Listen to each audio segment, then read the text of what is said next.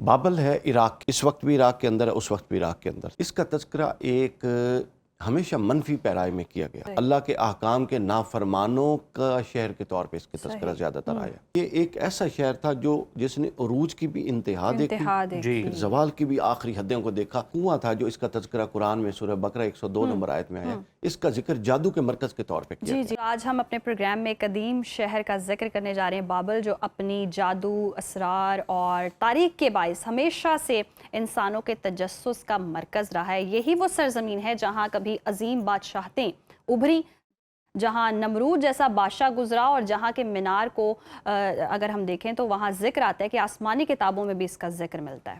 اسلامی تاریخ میں بابل کا تذکرہ ایک خاص تناظر میں کیا گیا ہے۔ نبی کریم صلی اللہ علیہ وآلہ وسلم نے اس جگہ پر نماز پڑھنے سے منع فرمایا، جس سے یہ مقام مزید راز اور حیرت میں لپٹ گیا۔ آج ہم بات کریں گے بابل کی اسلامی اہمیت، اس کے تاریخی پس منظر اور ان نشانیوں پر جو قیامت کے قریب ظاہر ہونے والی۔ ہمارے ساتھ اسٹوڈیوز میں موجود ہیں اسلامی اسکالر علی وقار قادری صاحب۔ علی وقار صاحب، آپ کو خوش آمدید کہتے ہیں پروگرام میں۔ سب سے پہلے ہمیں یہ بتائیے گا، آپ نے اس شہر کو وزٹ بھی کیا ہے، کہاں یہ واقع ہے، تاریخی حیثیت کیا ہے، آپ کا اپنا مشاہدہ کیا ہے اس شہر کے بارے میں؟ بسم اللہ الرحمن الرحیم، بہت شکریہ۔ یہ بڑا ہی تاریخی شہر ہے۔ چند ایک شہر ہیں جو اسلام نہیں بلکہ انسانیت کی تاریخ میں بہت اہمیت رکھتے ہیں، جن میں ایک بابل بھی ہے، جن میں قدیم مصر بھی ہے۔ اب تو ملک بن گئے، اس دور میں یہ شہر ہوتے تھے۔ بابل ہے عراق کے اندر، اس وقت بھی عراق کے اندر ہے، اس وقت بھی عراق کے اندر تھا۔ اب بغداد سے جب نجف جاتے ہیں تو یہ درمیان میں آتا ہے، بلد کے بعد بابل آتا ہے۔ بہت قدیم شہر ہے، اور اس کا تذکرہ قرآن، احادیث اور بائبل اور پرانی کتابوں میں موجود ہے۔ اس کا تذکرہ ایک ہمیشہ منفی پیرائی میں کیا گیا، سازشی شہر کے طور پہ اس کا تذکرہ آتا ہے۔ وہ شہر جہاں پر اللہ تعالیٰ کے احکام کی نافرمانی ہوتی ہے اور سرکشی کی جاتی ہے، اس کے طور پہ آیا ہے۔ اللہ کے احکام کے نافرمانوں کا شہر کے طور پہ اس کے تذکرہ زیادہ تر آیا۔ اس کے اندر ایک اچھی بات اور ایک خوبی یہ ہے کہ حضرت ابراہیم کی جائے پیدائش اس شہر میں ہے، اور گھر یہاں پر۔ میں وہ جگہ دیکھ کر آیا جہاں حضرت ابراہیم جس کمرے میں پیدا ہوئے تھے۔ اچھا، پھر اسی میں نمرود بھی تھا، اسی شہر میں۔ حضرت ابراہیم علیہ السلام کا نمرود کے ساتھ پہلا معرکہ اسی شہر کے اندر ہوا تھا۔ پھر ابراہیم علیہ السلام کے بعد نمرود نے ایک وہ اونچا سا مینار بنایا جس کو برج بابل کہتے ہیں۔ وہ حضرت ابراہیم کے گھر سے تقریباً 1 کلومیٹر کے فاصلے پر ہوگا۔ اس کا اب وہ مینار تو نہیں ہے، لیکن اس کا نقشہ موجود ہے، یعنی وہ اس کے وہ کھنڈرات موجود ہیں جس پر چڑھ کے وہ کہتا تھا کہ اب ابراہیم کے بعد میں ابراہیم کے خدا سے لڑوں گا۔ ٹھیک ہے، تو یہ ہے۔ تو اس شہر کے اندر ہمیشہ خدا کے نافرمانوں کی حکومت رہی، حتیٰ کہ سیدنا ابراہیم علیہ السلام جیسے جلیل القدر پیغمبر کو بھی ہجرت کرنی پڑی، وہ چھوڑ گئے یہاں سے، کنعان چلے گئے، پھر مصر چلے گئے، اور پھر بالآخر فلسطین چلے گئے۔ وقار صاحب، یہ جو تاریخی حیثیت آپ نے بیان کی، یہی وجہ ہے کہ نبی کریم صلی اللہ علیہ وسلم نے بابل شہر میں نماز پڑھنے سے بھی منع کیا؟ بابل پھر اللہ تعالیٰ کی عذاب اور اللہ تعالیٰ کے غضب کی نشانی بنا۔ اچھا، اس کے اندر اس پر ہم آتے ہیں جو حدیث آپ نے حوالہ دیا، لیکن میں تھوڑی اس کی ہسٹوریکل پہلو بتا دوں۔ ضرور۔ یہ 4000 قبل مسیح میں یہ آباد ہوا تھا، حضرت سیدنا عیسیٰ سے 4000 سال پہلے، یعنی ابھی 2500 سال حضرت عیسیٰ کو ہو چکے ہیں، ہم 2500 میں ہیں نا، اور 2025 یعنی 2000 سال یہ ہو چکے ہیں، اور 4000 ایڈ کر لیں تو کتنا بن گیا؟ 6025 سال پہلے یہ شہر تھا۔ یہ دنیا کا پہلا میٹروپولیٹن شہر تھا، جس میں باقاعدہ قیام گاہیں تھیں، مسافر خانے تھے، اور باقاعدہ سوار ایک شہر سے دوسری جگہ جانے کے لیے اس وقت ٹرانسپورٹ کا انتظام کیا گیا تھا۔ اس وقت کے حالات جدید شہر تھا، یعنی جدید میٹروپولیٹن شہر تھا۔ معلق باغات تھے، یہ دنیا کا واحد شہر تھا جس میں گارڈنز انہوں نے ایسی ٹیکنالوجی سے بنائے تھے جو زمین پر نہیں تھے، ہوا میں معلق رہتے تھے۔ اس کو پھر تباہ کیا، چونکہ جب جو شہر آباد ہو اللہ تعالیٰ نعمتیں دیں اور وہ نافرمانی پر ڈٹے رہیں تو پھر بالآخر نعمتیں چھن جاتی ہیں۔ یہ فرد ہو، قوم ہو، شہر ہو، ملک ہو یا سلطنتیں ہوں، جب آپ اللہ کی نافرمانی پہ آتے ہیں تو وہ نعمتیں چھن جاتی ہیں۔ چھنی یوں کہ پھر سائرس بادشاہ تھا ایران کا، فارس کا، اس وقت فارس نام تھا، اس نے اس پر حملہ کیا۔ آپس میں جس طرح سپر پاورز کی کشیدگی نہیں ہوتی ہر دور میں، ایک یہ سپر پاور تھا اور ایک ایران تھا، انہوں نے اس پر حملہ کیا، پھر دوسرا حملہ، پھر تیسرا حملہ، بالآخر بخت نصر نے اس کو یوں اجاڑا کہ میٹروپولیٹن سٹی کھنڈر بن گیا، اور جب لوگ اس شہر سے گزرتے تو رستہ بدل لیتے۔ ہم بھی زبردستی گئے تھے، وہ کہتے تھے نہیں یار ادھر سے نہیں جاتے۔ میں نے کہا نہیں یار لے کر جائیں، پھر ہم وہاں پر گئے، پورا حضرت ابراہیم کا گھر، نمرود کی وہ جگہ جہاں مقابلہ ہوا تھا، اور بعض لوگ کہتے ہیں وہ جہاں ابراہیم علیہ السلام کو آگ میں ڈالا تھا وہ جگہ بھی وہیں پر ہے، لیکن اب انہوں نے اس کو احاطہ کر کے نا اس کی نشانی بنا لی. تو یہ ہے وہاں پر نافرمانی. اس لیے رسول اللہ صلی اللہ علیہ وسلم نے فرمایا، یہ حضرت مولا علی سے روایت، مولا علی تشریف لے جا رہے تھے تو رستے میں یہ شہر تھا، چونکہ وہ سارا کربلا پاس ہی ہے، نجف پاس ہی ہے، 40-50 کلومیٹر پہ. تو جب وہاں سے گزر رہے تھے تو نماز کا وقت آیا تو حضرت مولا علی نے گھوڑوں کو تیز کر دیا. تو لوگوں نے کہا نماز پڑھ لیتے ہیں، تو فرمایا یہاں پر اللہ کا غضب ہے. میں نے اپنے رسول سے دو جگہوں میں نماز پڑھنے سے منع کی حدیث سنی. حضور نے فرمایا ایک قبرستان میں قبروں کے آگے نماز نہیں پڑھنی، اور دوسرے اس شہر میں نماز نہیں پڑھنی. ٹھیک ہے، یہاں اللہ کا غضب نازل ہوا تو وہ تیزی سے آگے گزر گئے. تو یہ ایک ایسا شہر تھا جس نے عروج کی بھی انتہا دیکھی، زوال کی بھی آخری حدوں کو دیکھا، اور بالآخر یہ کھنڈرات میں بدل چکا اس وقت. اور میں نے اپنی آنکھوں سے دیکھے ہیں وہ کھنڈرات. پڑھے تو کتابوں میں ہے نا کہ وہ عروج کیا تھا، لیکن زوال اپنی آنکھوں سے دیکھا. قادری صاحب، قیامت کی نشانیوں کو کس طرح سے لنک کیا جاتا ہے اس شہر کے ساتھ؟ کیا تعلق ہے؟ بہت سارا لنکیج ہے روایات کے اندر. قیامت سے پہلے چونکہ قیامت کی دو طرح کی علامات ہیں، ایک علامات کبریٰ اور صغریٰ. جو علامات کبریٰ یعنی بڑی علامات ہیں، ان میں پہلی علامت ہے امام مہدی کا آنا. پھر اس کے بعد دجال آئے گا، پھر اس کے بعد حضرت عیسیٰ آئیں گے، پھر اس کے بعد اپنا یاجوج ماجوج کا خروج، پھر اس کے بعد دابت الارض کا خروج، پھر اس کے بعد الدخان کا خروج، وٹس ایور، یوں چلتے چلتے چلتے آخر تک پھر قیامت برپا ہو جائے گی.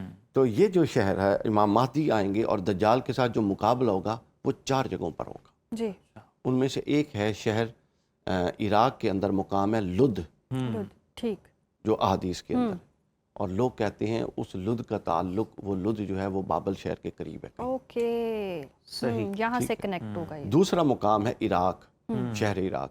تیسرا مقام ہے فلسطین، اور چوتھا مقام ہے ہندوستان. یہ جو آپ نے غزوہ ہند کی اصطلاح سن رکھی ہے نا، یہ وہ پیرامیٹر، یعنی یہ نہیں کہ رسول اللہ خود تشریف لائیں گے، غزوہ تو اس کو کہتے ہیں، لیکن حضور نے خود اس کی پیشین گوئی کی کہ جو ہندوستان سے لشکر جائے گا اور میرے بیٹے مہدی کا ساتھ دے گا وہ دنیا کے افضل ترین لوگوں میں سے ہوں گے. ٹھیک ہے نا؟ تو یوں اس کا تعلق بنتا ہے کہ یہاں پر ایک آخر میں حق و باطل کا مارکا ہوگا، اور اہل حق کا پھر یہ بالآخر مرکز بن جائے گا، اور یہاں سے باطل ختم ہو جائے گا. صحیح. اچھا، بابل شہر کو اگر ہم دیکھیں تو قیامت کی کون سی نشانیاں ہیں جو اس شہر سے وابستہ ہے؟ یہ پورا شہر ہی قیامت کی نشانی ہے. عروج سے زوال آپ دیکھیں کیا ہے، زندگی سے موت کیا ہے، یہ علامہ نشان. یعنی آپ دیکھیں کہ جو چیز جس کو لوگ دور دراز کے علاقوں سے رہنے اور وزٹ کرنے آتے تھے، اب دور دراز کا کوئی گزر بھی رہا ہو تو وہ شہر بابل کا سن کے رستہ بدل دیتا ہے. ابھی چند سال پہلے وہ وہاں پہ لوگ ہمیں بتا رہے تھے کہ انہوں نے بیبلیون سٹی کا اوپر ایک بورڈ لگایا، ورنہ یہ بھی کسی کو بتاتے نہیں تھے. اس کو یعنی وہ نوست کی علامت سمجھا جاتا تھا. اچھا، ایک بڑا امپورٹنٹ اسپیکٹ رہ نہ جائے، اس کے اندر ایک کنواں تھا جو اس کا تذکرہ قرآن میں سورہ بقرہ 102 نمبر آیت میں آیا. اس کا ذکر جادو کے مرکز کے طور پہ کیا گیا. ہاروت اور ماروت 2 فرشتے اتارے گئے، اور وہ یہ کہتے تھے لوگوں کو، یہ حضرت سلیمان علیہ السلام کے دور سے پہلے کی بات، وہ یہ کہتے تھے کہ ہم سے یہ آزمائش ہے، ہم سے نہ سیکھو اور تم کفر کرو گے. لوگ کہتے تھے نہیں آپ ہمیں سکھائیں، ہم کنٹرول کر لیں. یہاں سے ایک بات سمجھ آ، پھر وہ کنٹرول نہیں کر سکے. قرآن کہتا ہے کہ جب وہ سیکھتے پھر اس کا منفی استعمال کیا کرتے، بہت سارے کرتے، لیکن اس میں ایک قرآن نے بیان کیا ہے میاں اور بیوی میں تفریق کے لیے اس کو استعمال کرتے جادو، طلاقیں کروانے کے لیے اور غلط فہمیاں ڈالنے کے لیے. تو اس سے ایک سبق ہمیں یہ ملتا ہے کہ کسی بری صحبت یا برے کام کے اندر پڑھ کے اپنے آپ کو یوں تیر سوار خان سمجھنا یار میں نے کسی نے کی کرنا. جب آپ پڑھ گئے تو پھر آپ کا بچنا مشکل ہو جاتا ہے. لہٰذا ایسے کاموں میں نہ پڑھیں. یہ وہ کہتے تھے کہ آزمائش ہے. دروازے اپنے جب تک آپ باطل پر سے ہر دروازہ دل پر بند نہیں کرتے تب تک حق اور اللہ کا دروازہ آپ پر کھلتا نہیں ہے. جب تک یعنی تقوی اور گناہ یہ دونوں زندگیاں ساتھ ساتھ نہیں چلتی. یہ سب سے بڑا فریب ہے جس میں آج کے نوجوان یعنی اس سمت میں آپ کو چلنا بھی نہیں چاہیے 30 مار خان بن کے کہ شاید میں محفوظ رہ جاؤں گا. اچھا قادری صاحب، جس کنویں کا آپ نے ذکر کیا اس میں کوئی سزا کا بھی کانسیپٹ ہے کہ یہاں پر سزا بھی دی گئی تھی یہ جو کالا جادو کرنے والے تھے یا اس طرح سے؟ اس حوالے سے بھی کچھ ملتی ہے؟ اس حوالے سے کچھ صریح تو موجود نہیں ہے، لیکن اس کنویں کو ایک علامت بیان کیا گیا. بعد میں پھر جو جادوگر تھے وہ اس کنویں کے ارد گرد بیٹھ کر اپنے وہ منتر اور چلے کرتے تھے. حضرت سلیمان کا دور آتا ہے. حضرت سلیمان ان سے وہ سارے وہ منتر کاغذ لیتے ہیں اور اس کو اپنی کرسی کے نیچے دفن کر دیتے ہیں. حضرت سلیمان کی وفات ہوتی ہے تو یہ نکالتے ہیں اور پروپوگیٹ کے آج بھی इंसाइक्लोपीडिया बटानिका के अंदर मौजूद है, जूइश कस्टम के तौर पे कि सुलेमान अलैहिस्सलाम की कुर्सी से नीचे चूंकि ये जादू का इल्म बरामद हुआ, लिहाजा ये मुकद्दस इल्म है, इसलिए यहूद और नसारा, ईसाई और यहूदियों में इस इल्म के बहुत माहिरीन पाए जाते हैं। अच्छा वकार साहब, जैसे कि आपने भी कहा कि आपने विजिट भी किया है, बराह रास्त देखा भी है, ये शहर अब बिल्कुल खंडर है, कोई रहता भी है, कोई आबाद भी है, कोई एरिया ऐसा? बहुत आप देखें मीलों चल के शायद आपको एक छोटा सा कोई कच्चा घर नजर आए जहाँ पे कोई रहता, अब कोई नहीं रहता, लोग दूर, हाँ अपना ये विजिटर्स आते हैं चले जाते हैं, लेकिन और ख़ास तौर पे वो इलाका पूरा उन्होंने ना बाढ़ लगा दिया। हज़रत इब्राहीम और नमरूद जहाँ ये मुकाबला, जहाँ वो आग जलाई थी, उस पूरे इलाके को बाढ़ लगा। आप यकीन कीजिए हज़रत इब्राहीम का घर 2 किलोमीटर के फासले, वहाँ जाएं तो लू लगता है कि आपके दिल में ठंडक पड़ गई है और कोई अजीब सा एहसास है। और वहाँ से निकल के 2 किलोमीटर उस एरिया में जाएं जहाँ ये मुकाबला हुआ था, तो यकीन करें आपको यूँ लगता है कि आपके अंदर से ना कुछ, यानी इतनी शिद्दत है, बंदा चाहता है यार मैं किसी तरह यहाँ से निकल जाऊँ। उसके असरात आज भी वहाँ मौजूद है। तो इस शहर को रीस्टोर करने की कोई कोशिश, या फिर इसको दानिस्ता तौर पर ऐसे ही एज इट इज ही रखा गया, खंडरात में ही रहने दिया गया इसको? खंडरात तो ये पहले बन गया, लेकिन जब आपको पता है ईरान इराक वॉर और फिर इराक कुवैत वॉर और बहुत सारे जंगों पे जंगें, फिर दाइश का निकलना, इस सब ने तो इराक पूरे को तबाह कर दिया, मईशत भी तबाह, बहुत ज़्यादा डिस्टर्बेंस हुई। अभी वो बहुत बेहतरी की तरफ जा रहे हैं माशाल्लाह, बहुत रिकवर कर रहे हैं, लेकिन अभी तो वो बेसिक्स को रिकवर कर रहे हैं जी, लेकिन बाद अज़ां तवज्जो उनकी जाएगी और उम्मीद है कि इसको एक प्रॉपर वो कवर करके करेंगे। फिलहाल उसकी किसी इस तरफ तवज्जो नहीं है। अच्छा वकार साहब, जिस तरह से आपने ये सिनेरियो बताया और सिचुएशन है, यकीनन खुदा की कुदरत है और देखने के लिए हमारे लिए लाइव एक एग्जाम्पल भी है कि जहाँ अरूज होता है वहाँ जवाल भी होता है। तो इस शहर से कौम को क्या सीखना चाहिए, दीगर शहरों को, दीगर लोगों को कैसे सबक मिल सकता है? ये एक शहर नहीं है, बहुत सारे ऐसे शहर हैं जो अल्लाह ताला ने तबाह। कौम और आद और समूद की बस्ती के अल्लाह के बारे में अल्लाह ताला ने फरमाया कि ज़मीन पर हमें बयान करते हुए कुरान ने कहा कि तुम सरकशी करके अकड़ते हो, वो तुमसे कई गुना ज़्यादा ताकतवर थे, हत्ता कि वो इतने ताकतवर थे कि वो पहाड़ों के अंदर घर बनाते थे।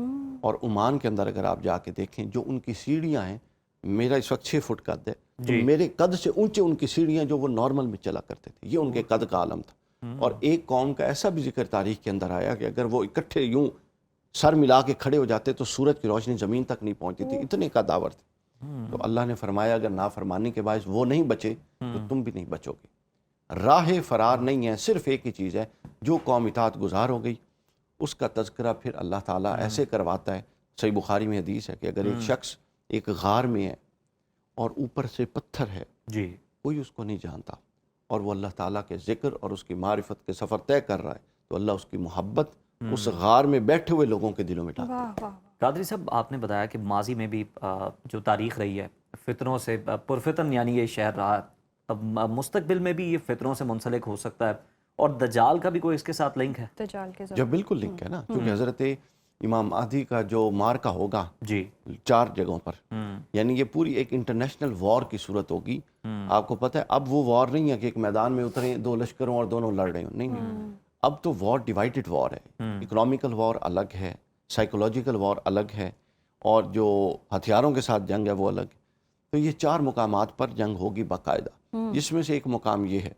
और इसकी खूबी ये है कि जो इराक के मकाम पर जंग होगी उसको हज़रत इमाम महदी खुद लीड करेंगे। समझ आइए, तो गोया फितने का आगाज़ इराक से होगा, यहाँ से होगा।